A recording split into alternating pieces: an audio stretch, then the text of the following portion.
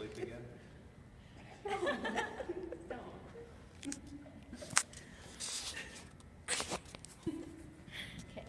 I'm Lauren Swanson. Every day we wake up and we go about our day, taking advantage for the little things. We stress over all the things we have to do and complain about everything that's going wrong. And we make excuses for the things that we can't do. But Amy Purdy wakes up every day thankful to be alive.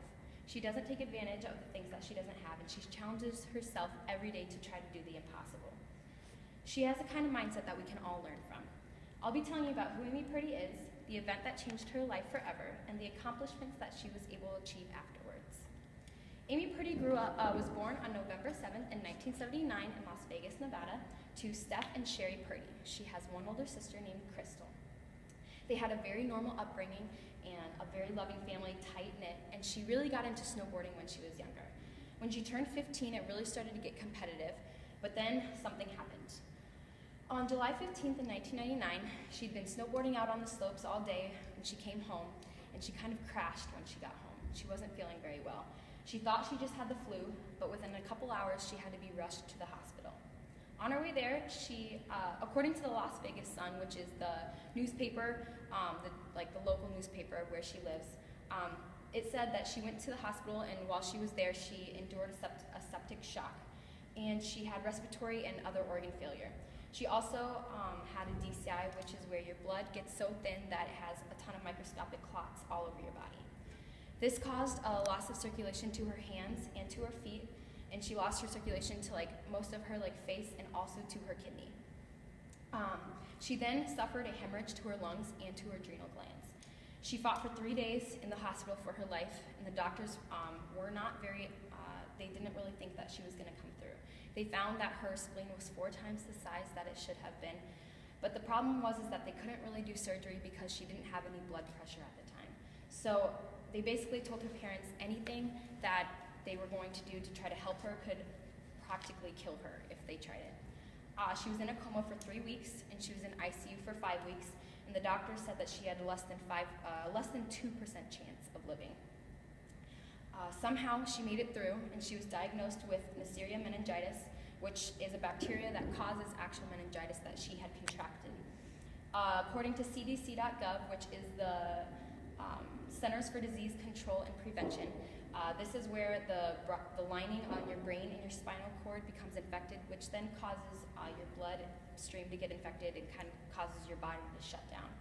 The symptoms are just like the flu, and so many times when this is contracted, people just think that they're sick with the cold or the flu, but then within hours, your life is definitely in danger. Her case was really rare though, because she had actually contracted the disease a month beforehand, but she didn't know it because she was so physically fit and active that it didn't show any of the symptoms until she had actually gotten sick with the cold or the flu a month later. Even though she was able to survive, she had some repercussions, and on August 17th, both her legs had to be amputated below the knee. She also had kidney failure, so she needed a kidney, and her dad was able to give his kidney to her. She was on Dancing with the Stars later in her life, which I'll be talking about later, but she, in one of her TV interviews, right before you do a dance, many times they interview the dancers, and she said, "I always say that my dad gave me life twice. He brought me into this world, and then, through his gift, he kept me in this world." It just kind of shows how close she was able to get with her father after this, and just how she realized how lucky she was to be alive. But she didn't let this kind of get her down. Afterwards, she really wanted to prove that this wasn't going to define her anymore. So she wanted to get right back out and start snowboarding again. 7 months after her initial her initial hospitalization, she was snowboarding again. And then after she had her kidney transplant, she was snowboarding 11 months afterwards. She worked super hard, and according to TeamUSA.org, which is the official website for Team USA, today she is one of the top-ranked adaptive snowboarders in the world. She's won several national titles as well as 3 World Cup gold medals. And she's one of the leading influences of incorporating the snowboard cross for Paralympic athletes into the X Games as well as the Paralympics in Sochi, Russia in 2014. It was debuted there, and she was even able to compete in it, where she won the bronze medal in that division.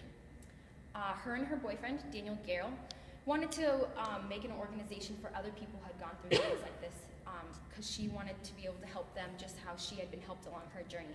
So in 2005, they founded the Adaptive Action Sports Organization, and according to their website, adacs.org, this is a nonprofit organization for people who have physical disabilities, young kids, veterans, young adults, anybody who wants to compete in action sports. And even like they also do a lot of stuff like with the arts and getting people involved in music, just so that to help these people move past their injuries and move on with their lives. After Sochi, she went to Dancing with the Stars, where she was the first Paralympic athlete ever to dance. She danced with Derek Hugh, and according to Sarah Kaufman, she is a Washington Post critic and has been critiquing dance since 1996. She said that even though with those mechanical limbs, she has more honest expression in her body than the other contestants with their full complement of fleshly parts. Basically, you couldn't even tell that she was dancing on two prosthetic legs. She got second right behind Meryl Davis, who won the gold medal at Sochi for figure skating with her partner. So the snowboarder with two prosthetic legs came in after the figure skater, which is it makes sense, but it's still admirable that she was able to accomplish such a feat. Amy Purdy is truly an inspiration. She's not only defeated meningitis, but she hasn't let it define her, and she's gone on to prove that through her snowboarding, her dancing, and the organization that she's founded. I think we can all learn something from her about what it means to work hard and to never give up, and to really not take advantage of the little things in our lives, but really appreciate each day. So next time that we're having a bad day, we're complaining about the things that are going wrong, or we're making excuses for everything, we can remember Amy Purdy and what she's been able to accomplish in her life.